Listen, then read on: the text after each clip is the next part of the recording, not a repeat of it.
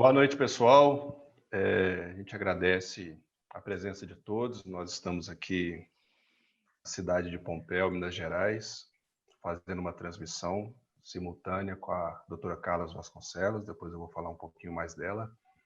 A gente tem um prazer de receber a todos que estão aqui agora conectados com a gente. Vamos realizar nessa noite de quinta-feira a Live Lab.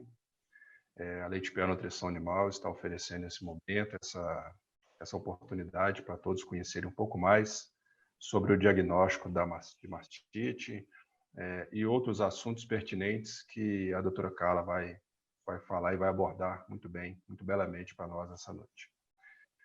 A Leite Pel é uma empresa que está sempre interessada pelo produtor rural, sempre desenvolvendo, né, e investindo para que o produtor rural possa ter o melhor atendimento, possa ter produtos de qualidade e serviços que agregam, que somam na atividade rural.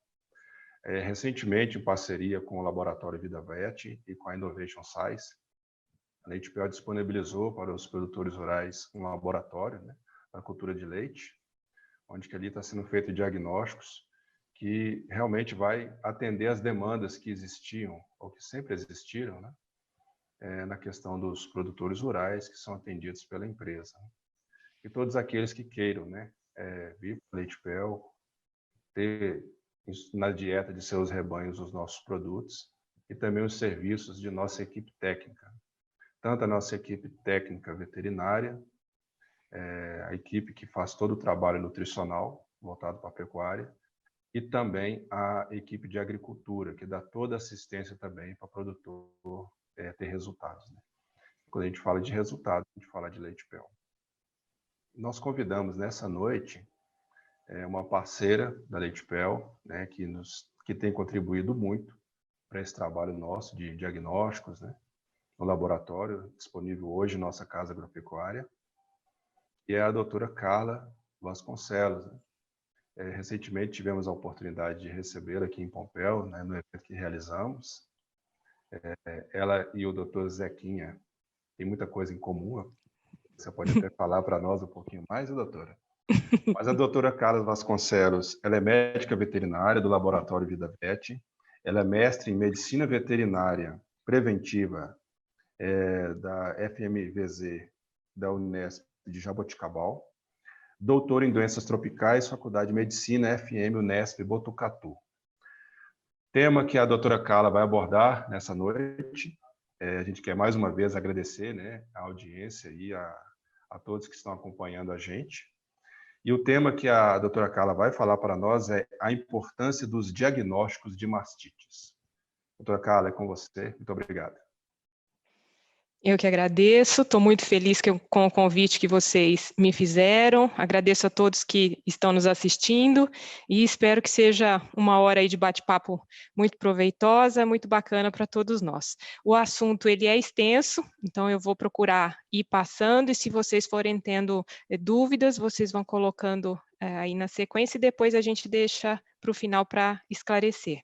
Bom, eu agradeço imensamente o convite da Leite Pel, e essa parceria nós estabelecemos já há alguns meses, e eu acredito que já deva estar colhendo frutos aí na região, e os produtores já devem estar ficando satisfeitos com os resultados. Então, vamos mostrar um pouquinho o que é o trabalho, né? A mastite continua sendo um tema muito, muito comentado, e vamos dar mais uma ajudinha aí, né, nesse assunto difícil. Então, eu vou compartilhar a tela, vamos ver se eu acerto aqui.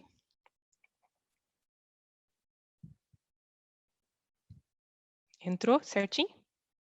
Então, vamos lá. Bom, vamos falar hoje um pouquinho sobre a importância dos diagnósticos, mas todas as vezes que a gente for conversar sobre diagnósticos de um problema, nós precisamos fazer alguns conceitos, algumas conceituações, alguns links, né, do porquê que isso é importante, porquê que a gente vai chegar e abordar esse assunto nessa noite de hoje, tá?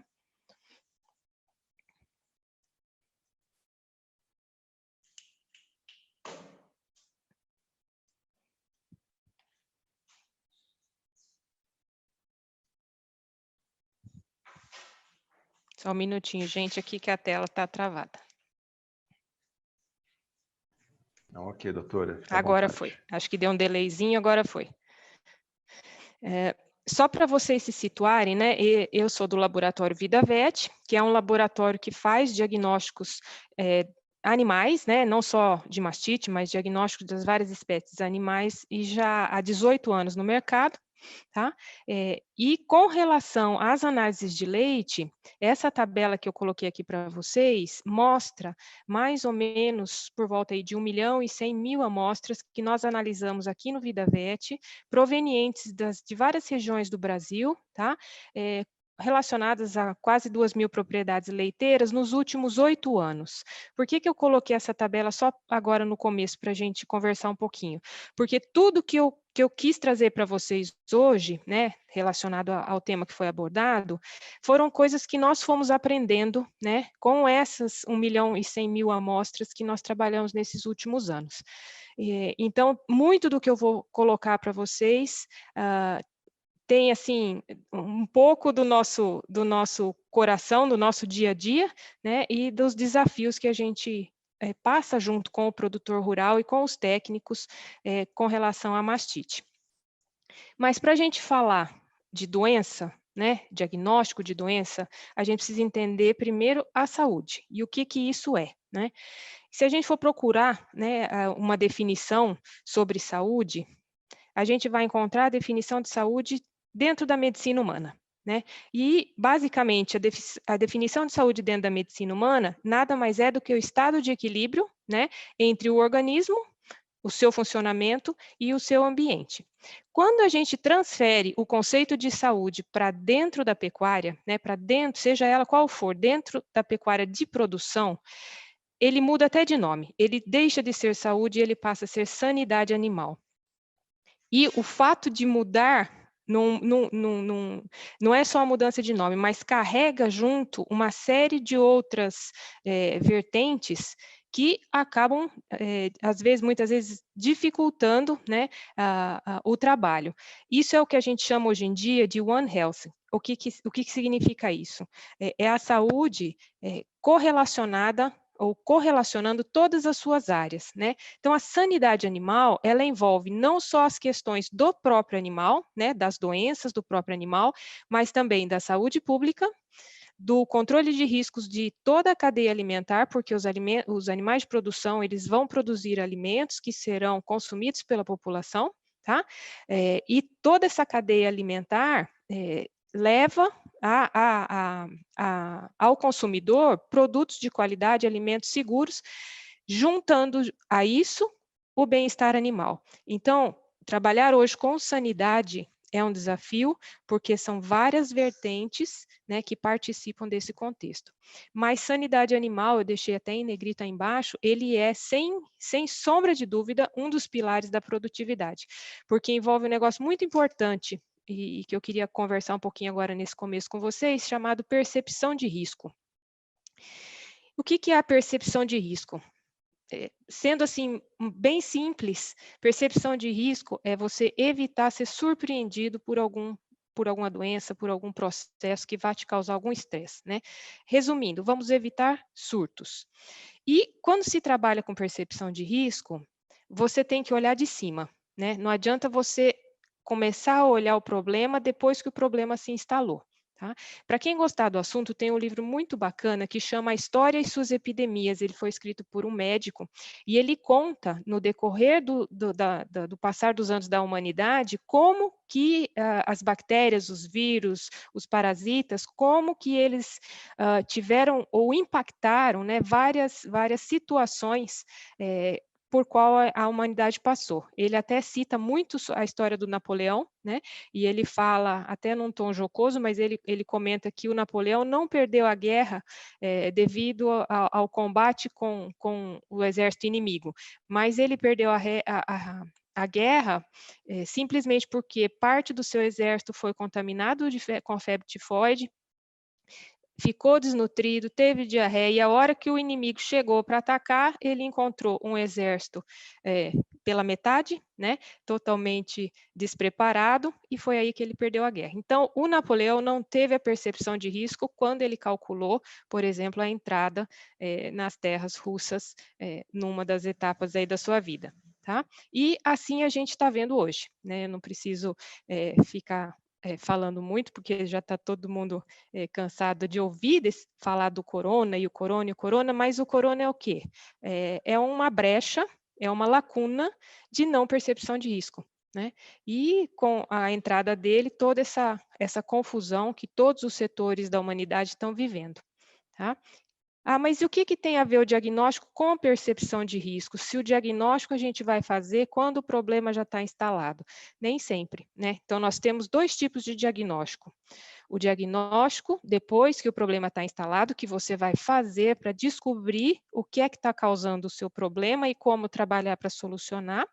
Porém, existe o diagnóstico preventivo, onde você trabalha com a percepção de risco para que o problema não entre e não traga para você estresse e todas as perdas financeiras, né, que você teria que lidar com ele uma vez instalado.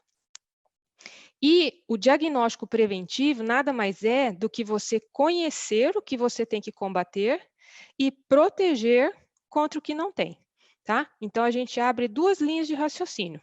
Se eu já tenho alguma coisa, mesmo que ela ainda não seja problema, ainda não estourou em surto, ainda não está me dando dor de cabeça, mas ela está lá, eu preciso conhecer e saber como ela se movimenta para evitar que ela me dê problema amanhã.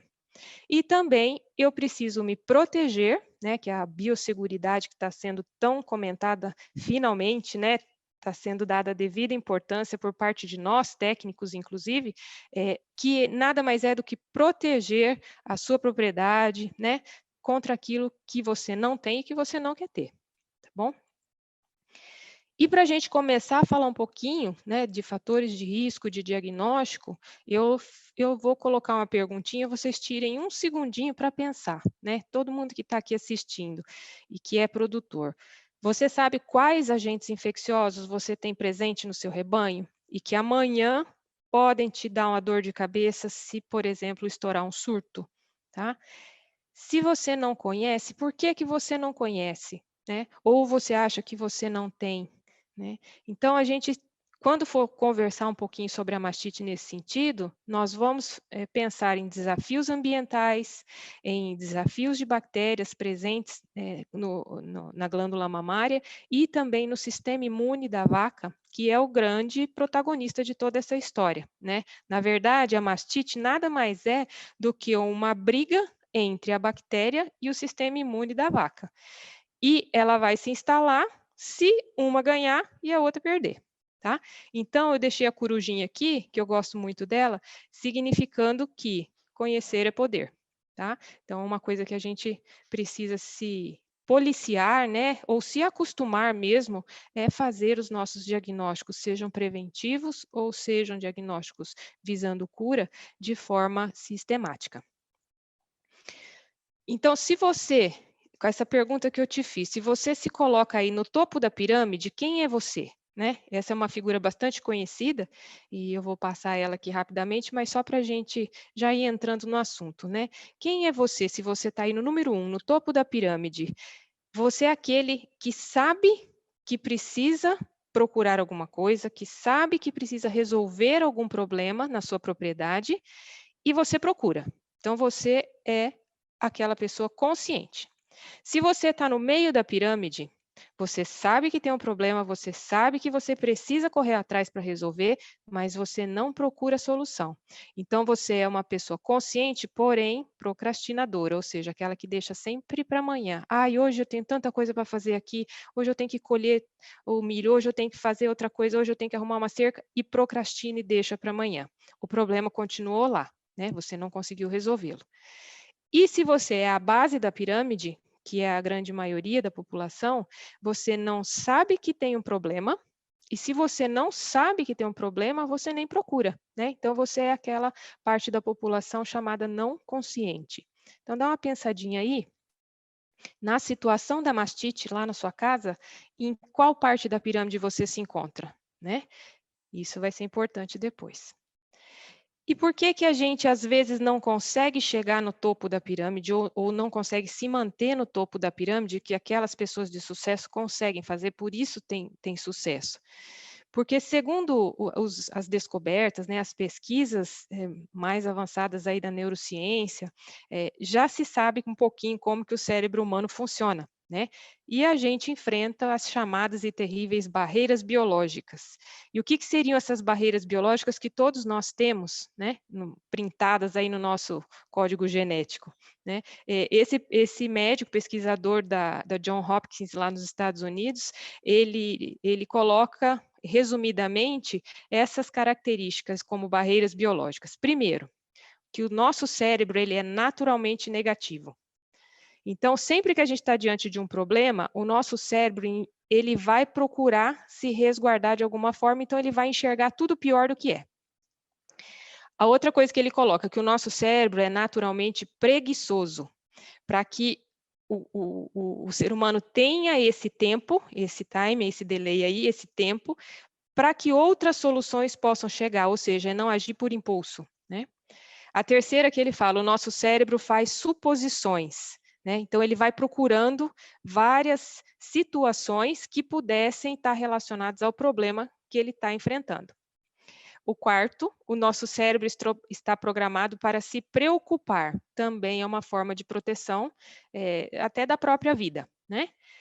A quinta colocação dele, quando em dúvida, o cérebro hesita, ou seja, ele não toma a decisão rápida, ou se você não está no topo da pirâmide, é porque o seu cérebro está hesitando, tá? E a última que ele coloca é que o cérebro procura por associações, isso a gente faz diariamente, né? Então, se você tem algum problema e o seu vizinho passou pelo mesmo problema, você vai querer saber o que ele fez para resolver. Se o que ele fez deu certo, se deu errado. Então, isso é procurar por associações. Então, isso aqui é o que a gente enfrenta todos os dias. Vamos pensar na mastite? É assim que funciona também, tá? E aí vem a tal famigerada pergunta, né? E que todas as vezes que eu dou uma aula, uma palestra, sempre tem gente que comenta, mas, Carla, não é fácil tirar leite, né? E aí, para vocês que estão me ouvindo, vocês responderiam o quê? Que é fácil tirar leite ou que não é fácil tirar leite? Então, eu vou dizer para vocês que fácil ou difícil não importa. Por que que não importa? Como que vocês acham que os médicos, os enfermeiros que hoje estão lá tendo que decidir entre quem vive e quem morre por conta do coronavírus, como que eles estão se sentindo? Será que é fácil para eles? Será que é fácil, foi fácil, né, para os bombeiros lá de Brumadinho pular naquela lama para procurar pessoas desaparecidas depois da catástrofe? Será que é fácil para uma professora entrar numa sala de aula e não ter a atenção dos alunos para aquele conteúdo que ela preparou, né, para passar com carinho para eles? Então, gente, fácil ou difícil, não importa. Se a atividade que você escolheu e é aquela que você trabalha hoje, faça o seu melhor, de acordo com a sua possibilidade, mas dê sempre o seu melhor, em vez de ficar sempre nesse limite de justificar o porquê que eu não estou no topo da pirâmide. E aí eu trouxe essa figura que eu gosto bastante para dar uma brincada aí com vocês, assim dá tempo de mais gente ir chegando. Vamos pensar na mastite. Pensa lá na sua casa hoje, né? Então você está enfrentando, seja qual for a sua situação com a mastite, ou com abortamento, com problemas de nutrição, de casco, o problema que você quiser. Como você olharia hoje o seu problema? Como uma águia ou como um tatu? Dá uma pensadinha. Qual que é a diferença de comportamento entre esses dois animais? Eu amo todos, hein? Eu amo a águia, eu amo o tatu. Mas qual é o comportamento desses dois animais? Como que a águia vive? Ela vive olhando as coisas de cima. Então, se ela quer predar o seu alimento, se ela quer se defender, ela olha de cima. E ela olhando de cima, ela tem a visão macro. E ela tendo a visão macro, ela consegue ter a percepção de risco. E o tatu, quando ele está frente a algum problema, como que ele se comporta? Ele vira uma bola. E quando ele vira uma bola, ele esconde o seu rosto, ele esconde o seu olhar. E aí ele não vê o problema no macro, ele vê o problema no micro. Tá? E aí, vocês querem ser águias? Daqui para frente na nossa na nossa aula de hoje ou querem ser tatu? Lembra que o tatu bola foi escolhido para representar o Brasil na Copa de 2014. E qual foi o saldo da Copa de 2014? Eu não me esqueço. Foi o 7-1 para a Alemanha. Então, nós vamos falar de mastite. Escolha ser águia, não escolha ser tatu, porque senão a gente vai levar de 7-1, tá bom? Então, vamos lá. Começando agora com a parte que interessa mais a vocês, acho que já deu para todo mundo ir chegando. Então, o que é a mastite? A mastite, todo mundo pensa que mastite já é a bactéria instalada e o problema é uma infecção. Não, mastite, gente, o conceito, isso é muito importante, o conceito de mastite, ela é uma inflamação, tá? E hoje é mais importante ainda a gente saber e diferenciar que a mastite é uma inflamação. Porque muitas vezes, quando você perder, né, se Deus quiser não vai perder mais depois dessa aula, mas se você já perdeu alguma vaca, que pela tão temida mastite ambiental, você perdeu a sua vaca não pela bactéria, você perdeu a sua vaca pelo processo inflamatório, que foi desencadeado pela bactéria, mas não foi ele que matou a vaca, tá? Então, a mastite é uma inflamação que vai acontecer a partir do momento em que as barreiras físicas do Uber forem rompidas. E ao romper essas barreiras físicas, que normalmente é a ponta do teto, as bactérias vão conseguir entrar na glândula mamária e causar a inflamação, tá? Então, a mastite sempre vai estar associada com a origem. O que é a origem? É o tipo de bactéria que causou o processo inflamatório, com a gravidade, tá? E com o desfecho. É muito importante a gente falar também do desfecho. Nós vamos comentar um pouquinho mais para frente.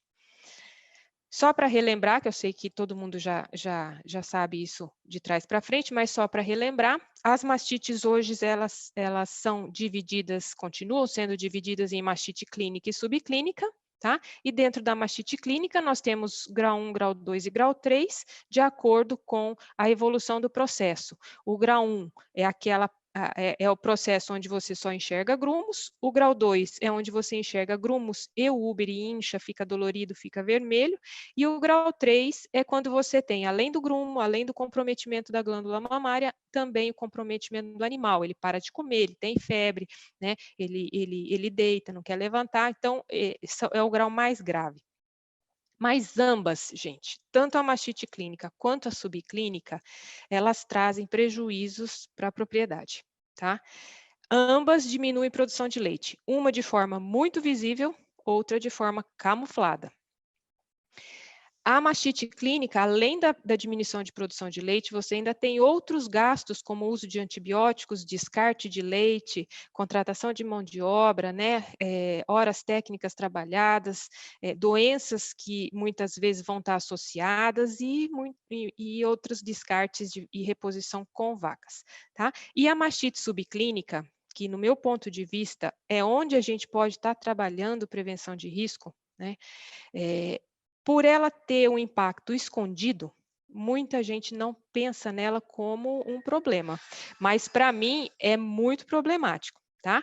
Então, nós temos, dentro do grupo das vacas com mastite clínica, redução do potencial de produção, diminuição da qualidade do leite, porque a mastite subclínica causa um processo inflamatório, e com o processo inflamatório altera todos os componentes do leite, proteínas, minerais, gordura, todos esses componentes eles são afetados, tá? Mesmo você não vendo e não sabendo.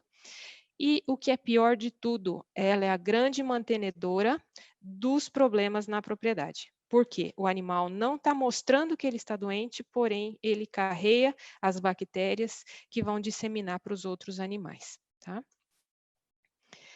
E toda vez que a gente tem o rompimento de barreiras físicas, né, normalmente mucosas e ponta de teto, seja por ressecamento, seja por hiperqueratose, a gente tem como que eu vou falar, um atrapalhamento, não sei se essa palavra é feia, né? Mas a gente tem um desbalanço de todos os processos imunes que existem ali nessa região, e que é a chamada imunidade inata, ou seja, aquela imunidade que ela já está pronta, o animal nasce com ela e ela é capaz de combater grande parte dos patógenos, tá? Se tudo isso for rompido, inicia-se um processo inflamatório, tá? E chamada mastite. E essa inflamação, esse é o conceito que eu gostaria que vocês levassem hoje no final de tudo. A inflamação, ela deve ser rápida, curta e regulada, porque se ela não for rápida, você vai ter um caso agravado de mastite. Se ela não for curta, muito provavelmente a bactéria vai ganhar a briga e você vai ficar com uma vaca crônica. E se ela não for regulada, a sua vaca pode vir a óbito, ela pode chegar a morrer com a mastite grau 3, tá? Então, aqui é uma foto ilustrativa, só para a gente enxergar. O teto da direita é um teto saudável, né? A gente vê todas as estruturas preservadas. E o teto da esquerda é um teto já com grau de hiperqueratose avançado, onde as estruturas, as barreiras físicas e as substâncias, todas químicas e citocinas presentes ali nessa estrutura, já não existe mais. Então, qualquer agente que chegar ali tem porta aberta para conseguir entrar e causar inflamação. Então, essa foto de cima é um corte de um úbere. É como a glândula mamária ela é por dentro, tá? Eu não sei se vocês conseguem ver minha setinha, mas eu vou tentar explicar, tá? A bactéria, quando ela entra em contato com a glândula mamária, ela vai entrar em contato com a ponta do teto. Então, a ponta do teto, estando saudável ou não, a bactéria pode conseguir passar por essa barreira, né? Logicamente que se a ponta do teto estiver ressecada, olha, gente, simplesmente ressecada, tá? Você já tem uma facilitação para que essas bactérias colonizem esse epitélio e consigam entrar, passar pelo canal do teto e cair na cisterna do teto. E se, às vezes, a bactéria é mais esperta do que a resposta imune da vaca, ela também consegue furar esse bloqueio e entrar para dentro da glândula mamária. E uma vez dentro da glândula mamária, começa a briga. É o Napoleão contra os russos, começa a briga, tá? E quem vai ganhar a briga? Quem vai conseguir ter sucesso? Vai depender, primeiro, do tipo de bactéria que entrou. Existem bactérias espertas e existem bactérias não tão espertas.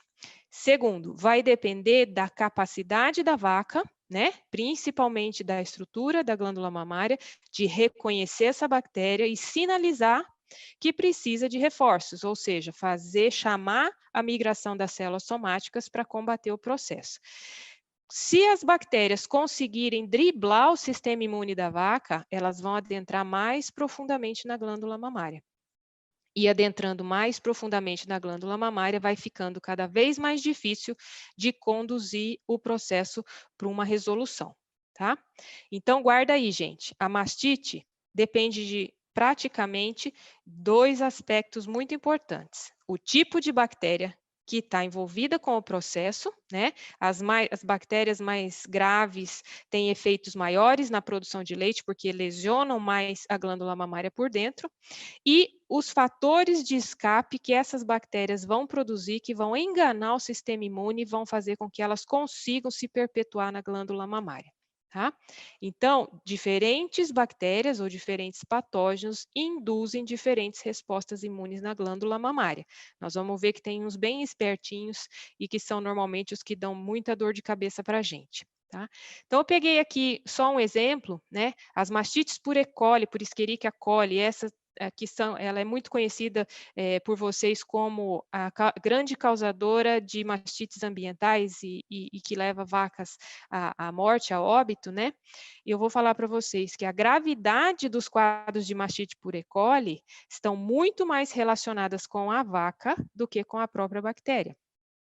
Essa E. coli aqui, causadora de mastite, ela é diferente da E. coli que causa diarreia nas bezerras, né? Que é uma E. coli extremamente patogênica, produtora de hipermegastoxinas, né? A E. coli causadora das mastites, ela é uma cepa mais, como é que eu vou dizer, não tão esperta, né? porém ela se multiplica muito, e quando ela se multiplica muito, ela cresce muito dentro da glândula mamária, ela estimula uma grande resposta inflamatória, uma grande resposta imune por parte do animal, né? E aí as células de defesa conseguem acabar com a bactéria, mas quando ela se multiplicou e quando ela foi morta pelas células de defesa, ela produziu toxinas, né? O famoso LPS, e essas toxinas são responsáveis pelo processo inflamatório exacerbado, tá? Então, as mastites por E. coli, a gravidade das mastites por E. coli, elas são determinadas pela capacidade de defesa do hospedeiro, né? Da capacidade da vaca montar uma resposta imune rápida e combater o problema, tá? Aí vocês devem estar falando assim, puxa vida, eu liguei aqui porque eu queria falar de diagnóstico e ela está falando para mim de sistema imune. Por que que eu preciso saber isso? Que, né, não é perda de tempo, gente. Imunologia é a bola da vez, ela está aí em todos os jornais, basta a gente ligar a televisão, né? E quando se começou a se trabalhar mais, de forma mais profunda com imunologia, voltada-se para as mastites, começou a se perceber coisas que a gente não sabia até alguns anos atrás, 10 anos atrás, né? Que existem bactérias que não precisam de tratamento, que a própria resposta imune do corpo do animal consegue combater, tá?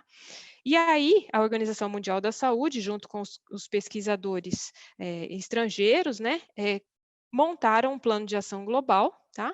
E esse plano de ação global, ele é extenso, mas resumindo, é um plano que visa diminuir o uso de antibióticos em animais de produção, visando aqui produção de leite, tá? Então, para a gente conseguir trabalhar reduzindo o uso de antibiótico, nós precisamos conhecer o que a gente tem, né? E a gente conhece o que a gente tem fazendo diagnóstico. Como se não bastasse tudo isso, eu vou colocar mais uma pulga atrás da orelha, né? Existem pesquisas na área da medicina humana, já corroboradas e já comprovadas, que mostram que mulheres, olha só a notícia, mulheres que têm doenças periodontais, o que são doenças periodontais? Gengivite, tártaros, né? Mulheres que têm esse tipo de problema na boca, né, na mucosa oral, demoram cerca de 5 meses a mais para engravidar. O que isso quer dizer? O que a gengivite causa? O que uma doença periodontal causa? Ela causa um processo inflamatório, tá? Nas gengivas. E o que é a mastite mesmo? Que a gente falou um pouquinho antes, nada mais do que um processo inflamatório. Então, se no ser humano a gente já tem todo um distúrbio reprodutivo simplesmente por ter um problema inflamatório em gengiva, imagina uma vaca que tem mastite, seja clínica ou subclínica, de forma frequente, imagina o impacto que isso não causa na reprodução. Então, agora nós temos dois pilares, dois fatores de risco em potencial para trabalhar: a mastite bovina e o impacto que ela causa na produção de leite e na reprodução, né? Que é o grande carro-chefe que puxa toda a economia da propriedade rural, tá? Então, a gente não pode enxergar igual o tatu, não pode enxergar a mastite igual o tatu, que só olha o problema pontual, nós temos que olhar como águia. Se eu mantiver uma vaca de mastite, seja ela clínica ou subclínica, eu estou impactando diretamente, não só na minha produção de leite, mas também na minha reprodução, tá bom? Anota aí que isso é muito importante. E existem outros fatos que, junto com a mastite, agravam a doença, né? Aqui a gente não vai ter tempo de falar sobre todos eles, mas eu só quero deixar o recado.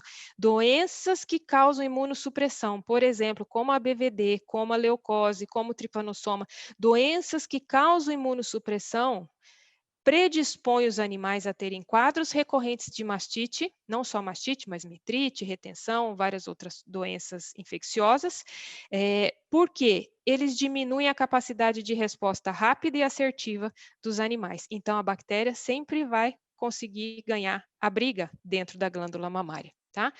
Então, doenças imunossupressoras, hipocalcemia, estresse, né, por ambiência não legal, hipertermia, ou seja, estresse térmico, cetose, né, tudo isso, e aí a gente precisaria de uma live para falar de cada uma, né, mas tudo isso concorre, né, para o aparecimento de casos mais graves de mastite, tá bom?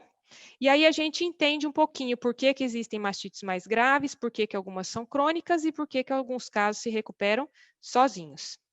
Aqui eu pus algumas fotinhos só para ilustrar, né, a mastite subclínica que hoje a gente trabalha muito com a CCS, né, ou às vezes algumas fazendas ainda com CMT, e aquelas alterações grau 1, grau 2 e grau 3 que eu coloquei aqui para ilustrar.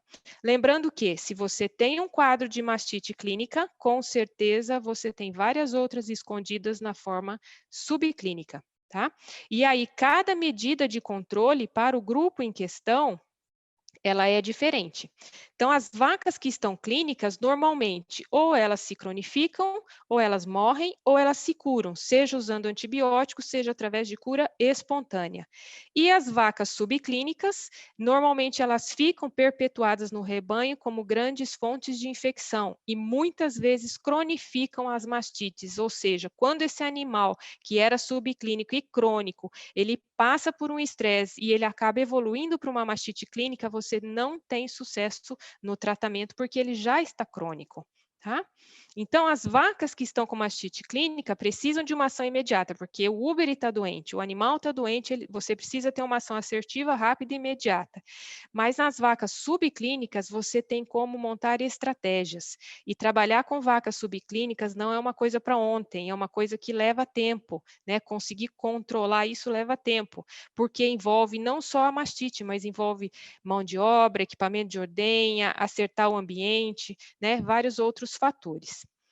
E independente, né? O que mantém a CCS alta no tanque das propriedades são vacas crônicas, sejam elas clínicas ou subclínicas, e o tipo da bactéria que está envolvida.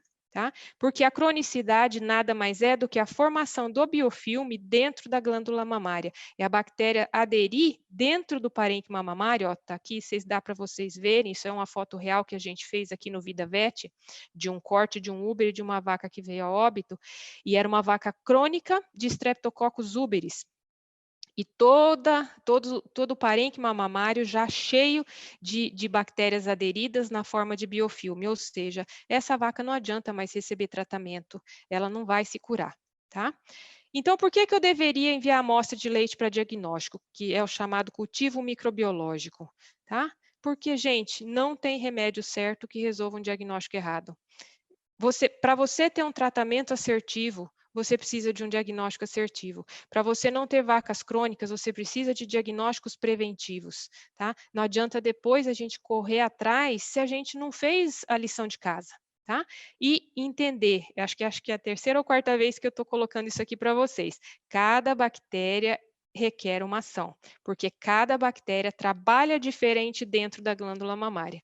Tá? Umas precisam de tratamento, outras não precisam de tratamento. O próprio animal consegue resolver o problema sozinho se ele tiver o seu sistema imune adequado. Tá? Só para pontuar aqui rapidinho, a gente ainda tem essa divisão, embora essa é uma divisão, como que eu vou dizer, de academia, né? A gente sabe que todas as bactérias circulam em todos os lugares, mas a gente ainda tem agentes chamados contagiosos, onde a transmissão vaca a vaca se dá durante o processo de ordenha, tá? E a gente tem agentes ambientais, onde a transmissão se dá entre as ordenhas. E existe um grupo muito peculiar, que são chamados os estafilococcus não áureos, antigamente conhecidos como coagulases negativas. E esses são grandes causadores de mastites subclínicas. Cada espécie, hoje já se sabe, cada espécie participa de um tipo de processo. Por exemplo, tem um estáfilo chamado Staphylococcus cromógenes, que é o que mais está correlacionado com infecções subclínicas persistentes, mantendo CCS altas. Tá? Existem outros que têm associação com presença ambiental e eles não se mantêm muito tempo na glândula mamária, eles entram e saem. Então, hoje já se sabe bastante coisa sobre cada tipo de bactéria. Tá? Eu passei aqui rapidinho para vocês um pouquinho das principais. Então, vou falar um pouquinho. O Streptococcus agalacti, normalmente ele é contagioso, ele é transmitido durante ordenha, ele forma biofilmes dentro do equipamento de ordenha, mas ele é muito sensível aos antibióticos, então a gente consegue erradicá-lo dos rebanhos.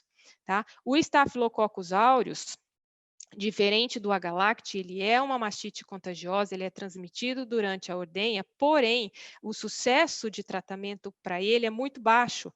Não porque ele é uma bactéria resistente aos antibióticos. Normalmente, os coagulase negativa ou não áureos são mais resistentes do que ele, mas porque ele escapa do sistema imune, ele vive dentro das células do epitélio mamário e ele vive dentro do próprio neutrófilo, ou seja, dentro da própria CCS. E uma vez escondido dentro das células, você não consegue fazer o antibiótico chegar para matá-lo. Por isso que a gente fala que hoje as chances de cura para Staphylococcus aureus são muito baixas, então nem se tenta, tá? A E. coli, né, e a Klebsiella são as duas responsáveis pela mastite ambiental, tá? As duas podem levar a vaca ao óbito, só que o organismo do animal consegue combater de forma muito mais fácil do que outra. Então, a E. coli, devido características, a gente fala que ela tem uma infecção limitada, porque a própria vaca ter com muita eficiência esse processo infeccioso se a sua vaca não tiver BVD, se a sua vaca não tiver uma leucose, né? Se for um animal bem alimentado, com bom manejo, que quer dizer o quê? Que o sistema imune dela funciona normal e aí consegue combater sozinho a bactéria, não necessitando de antibiótico. A Klebsiella já é mais difícil. Perdão, já é mais difícil, porque é uma bactéria que tem outros fatores de virulência que dificultam muitas vezes o sistema imune da vaca funcionar de forma adequada, tá?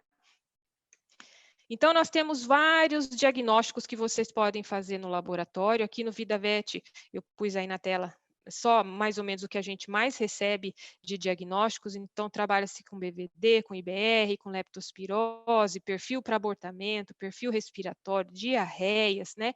E uma série de culturas microbiológicas, culturas de tanque, suave de equipamentos de ordenha, suave de teto, de água, de cama, tá? Para micoplasma, que é um agente que está crescendo muito os diagnósticos aqui no Brasil, tá?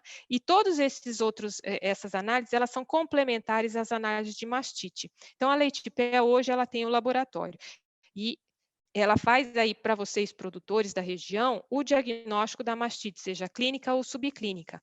E nós trabalhamos em conjunto, em parceria aqui com o VidaVet, com relação às demais análises, porque lembra, a gente tem que olhar a situação como águia. Então, para a gente olhar a situação como águia, nós temos que ter um panorama geral do que é que está acontecendo na minha propriedade, né? Se eu vou ter sucesso no controle das minhas mastites, eu tenho que saber se a imunidade dos meus animais está boa. Se eu tiver um animal positivo PI para BVD, normalmente ele vai abaixar o sistema imune, né, as defesas do animal de forma progressiva, tá bom?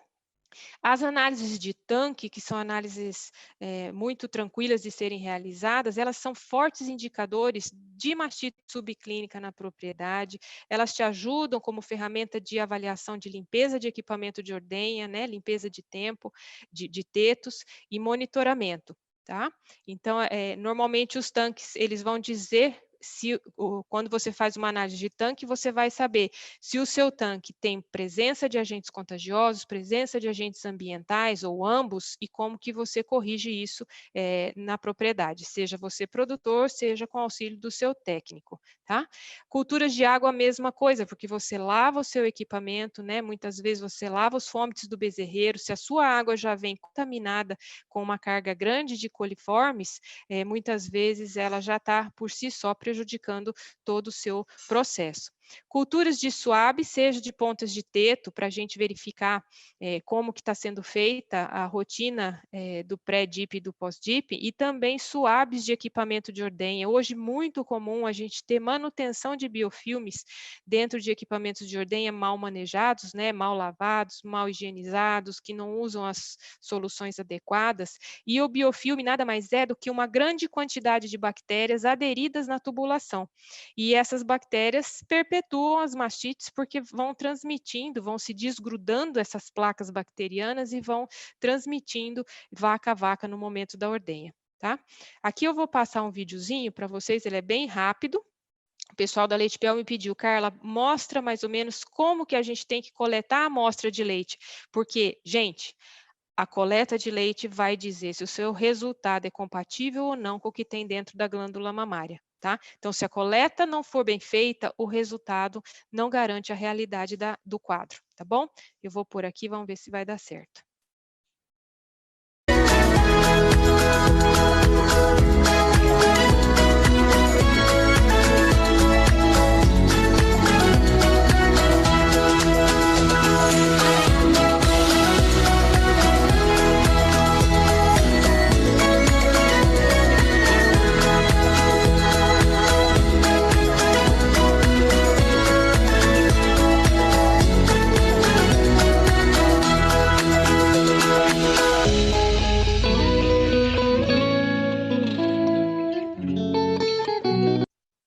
Tá, gente? Então, a coleta é extremamente importante, seja a coleta do leite do tanque, seja a coleta individualizada.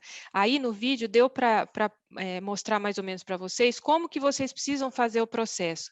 Então, tem que higienizar o teto. Depois que o teto está pronto, antes de colocar a máquina, você vem com um algodão, uma gaze embebida em álcool 70, precisa ser o álcool 70, esse mesmo que nós estamos usando contra o coronavírus, né? Porque ele é o álcool bactericida. Limpa a ponta dos tetos com ele, despreza os jatos para tirar o resíduo do álcool e coleta num frasco estéreo, sempre utilizando luvas. Lembrete, tá? Quando você for fazer a higienização, você vai higienizar primeiro os tetos que estão longe de você e depois os tetos que estão perto de você. E a hora que você for fazer a coleta, você vai fazer invertido. Você vai coletar primeiro dos tetos que estão próximos e depois dos tetos que estão longe, para que o seu braço não acabe comprometendo todo o processo. Tá? As amostras de tanque têm o procedimento para coleta, quem se interessar depois pode estar entrando em contato com o VidaVet que a gente explica direitinho, tá? É bem simples de fazer e é uma amostra que é o início do entendimento do processo na sua propriedade, tá? Depois que você coletou o leite, acondicione de forma adequada, ou seja, congele suas amostras, coloque numa caixa de isopor e envie lá para o laboratório da Leitipel ou aqui para nós no VidaVet. Por que que precisa congelar o leite? Isso eu recebo essa pergunta com frequência. A hora que eu congelar o leite, eu não vou matar as bactérias que estão lá? Não, você não vai matar as bactérias que estão lá, porque a gordura do leite funciona como um crioprotetor, ou seja, ela impede o rompimento das células pequenas, que são as bactérias, tá? E existem vários trabalhos na literatura que fazem esse tipo de estudo. A gente aqui há 18 anos trabalha com amostras congeladas e a gente vê um grande benefício em trabalhar com amostras congeladas, principalmente em rebanhos onde se busca diagnóstico de Staphylococcus aureus. Tá? Lá atrás, quando nós falamos do Staphylococcus aureus, que ele coloniza as células no seu interior, que ele se esconde dentro das células, então ele fica escondido, agregado dentro das células. Quando você congela e descongela a sua amostra, você rompe essas células grandes e libera as bactérias que estavam escondidas dentro das células, tá? Então é muito importante o congelamento porque ele aumenta em até 30 pontos percentuais, segundo os trabalhos de literatura, o diagnóstico dos Staphylococcus aureus. E se vocês puderem olhar aqui na tabela, ó, os Streptococcus agalacti continuam exatamente na mesma proporção, ou seja, não sofrem prejuízo com o congelar e descongelar, tá? A gente rejeita as amostras se elas vierem nessas condições. Então, não judiem dos meninos lá do laboratório da Leitipel. Não entreguem para eles amostras não identificadas corretamente, amostras abertas, amostras sujas, né, coletadas sem aquele passo a passo que a gente falou, tá? Não coloque gelo de geladeira para levar suas amostras ao laboratório, porque o gelo de geladeira, mesmo que você coloque suas amostras no saquinho, a água dá um jeito de entrar, não sei como, não me pergunte, é a física mais maluca, mas ela consegue entrar, e a água entrando nas suas amostras podem contaminá-las com pseudomonas e você tem falsos diagnósticos, tá? Então, capriche na coleta, capriche na identificação das suas amostras para ter um diagnóstico assertivo. O laboratório da Leitipel, nós já estamos encerrando, o laboratório da Leitipel hoje trabalha com as placas de cultura cromogênicas, né, que são as placas Acumaste, as placas que nós representamos aqui no Brasil, e nós trouxemos a partir do mês passado outros 2 modelos de placa, né, a AcuStaff e a AcuTreat, que são placas de uso estratégico que eles vão estar trabalhando com vocês aí nos próximos dias, tá? A placa AcuStaff é uma placa para rastreamento e identificação de Staphylococcus aureus, tá? A placa AcuMast é a placa mais completa do mercado, ela faz diagnósticos de mastite clínica, subclínica e também diagnósticos de Staphylococcus aureus. E a placa AcuTreat, que é uma novidade, ela faz diagnóstico de mastite subclínica associada a CCS alta. Então, são várias formas de diagnóstico, né, que nós estamos trazendo para que os técnicos possam se adaptar àquilo que o produtor mais precisa, né? Cada fazenda tem um tipo de bactéria, cada fazenda usa um tipo de tecnologia. Tá? Então, essas placas são placas cromogênicas, lindas, né? As bactérias crescem as suas espécies por cor, então tem uma alta acurácia, tá? Elas vêm lacradas, assim, nesse pacote dos Estados Unidos, foram desenvolvidas por um brasileiro, hoje residente nos Estados Unidos, mas um professor brasileiro, tá? Muito parceiro nosso, que nos ajuda sempre, inclusive o vídeo foram eles que fizeram, tá? E são placas de alto desempenho, né? Quem gostar e tiver interesse, o próprio pessoal da Leitpel tem para fornecer também os trabalhos de validação com a sensibilidade e acurácia de cada uma delas, né? E o produto cromogênico, ou seja, aquele que leva a facilidade da interpretação por cor, te ajuda no diagnóstico assertivo. Então, eu encerro com a foto aqui da minha querida águia e falando para vocês, procure a circunstância que você deseja, seja ousado, faça acontecer, leve suas amostras de mastite para serem analisadas lá no laboratório da Leitpel, que os meninos têm muito a ajudar vocês, tá? Então, aqui a equipe do Vida Vet agradece, em meu nome eu agradeço a todas elas que trabalham aqui diariamente, dando um duro para que vocês tenham os seus resultados sempre em mãos, com confiança e bastante alegria, porque aqui a turma gosta do que faz, tá bom? Então, agradeço aí o tempinho que vocês me deram para falar e acho que tem algum momento aí para perguntas, né? Doutora Carla, a gente que fica muito honrado aí com o tempo que você destinou nesse início de noite, né, para a gente, esclarecendo pontos tão significativos. Eu estou acompanhando o pessoal aqui também, estou vendo aqui com o pessoal da Leitpel, mas parece que o pessoal entendeu, você explicou direitinho a sua mensagem, o pessoal Uai, que bom! comprou mesmo e entendeu o recado, sabe? Eu até queria, doutora Carla, lembrar aqui que o Laboratório Vida Vet tem um canal de comunicação pelo Instagram, né? Sim, tem. Laboratório Vida Vet, @Laboratório Vida Vet no Instagram. Depois, se você quiser deixar o seu e-mail para as pessoas, né? Talvez Deixa alguém assim. quiser, porque essa apresentação ela vai ficar gravada no nosso canal, porque é uma fonte de conhecimento muito importante. É uma forma de a gente estar comunicando e esclarecendo. Você pontuou muito bem aí esses aspectos relacionados à mastite, né? Isso. Então, quem quiser depois enviar uma pergunta, né, para vocês estarem respondendo, ou estar entrando em Joia. contato com o laboratório aqui na nossa casa do Isso. pecuário, vai ser uma oportunidade também da gente estar interagindo. Eu quero agradecer imensamente o seu tempo, né, a sua voluntariedade, a sua parceria, né, com a gente, tá dando esse suporte aqui também para os meninos aqui, para os veterinários, né. O André também pede para agradecer você ter atendido ao nosso pedido. A Leitpel vai continuar tendo aí esses espaços, né, para a gente interagir com o produtor rural especialmente, mas também com técnicos, com outros profissionais, né, sempre pelo nosso canal aqui, a gente vai estar sempre realizando outras lives. E a gente quer receber você mais uma vez, viu, doutora? Não, eu vou Eu sim. acho que o tema e outros assuntos aí pertinentes a essa questão da saúde animal, ela é muito amplo, né, muito vasto, e a gente pode aí, em outras oportunidades, estar realizando momentos assim, tá bom? Que bom. Quero muito agradecer. Eu que agradeço. Você quer deixar o seu e-mail para o pessoal? Quero. Eu vou deixar os 2 e-mails, o do laboratório e o meu pessoal, podem mandar nos 2, tá? O laboratório é resultado, labvidavet.com, e o meu pessoal é Carla com C, G de gato, Vasconcelos, @hotmail.com. Tá? E nas nossas redes sociais vocês acham tanto os telefones de contato quanto como os e-mails, e a gente sempre responde, está muito perto de vocês. E eu sei que a gente está estourando no tempo, né? Tem outras lives importantes acontecendo. E então eu agradeço imensamente o convite e espero que eu tenha podido colaborar com alguma coisa aí. Estou à disposição para o que vocês precisarem no futuro, tá bom?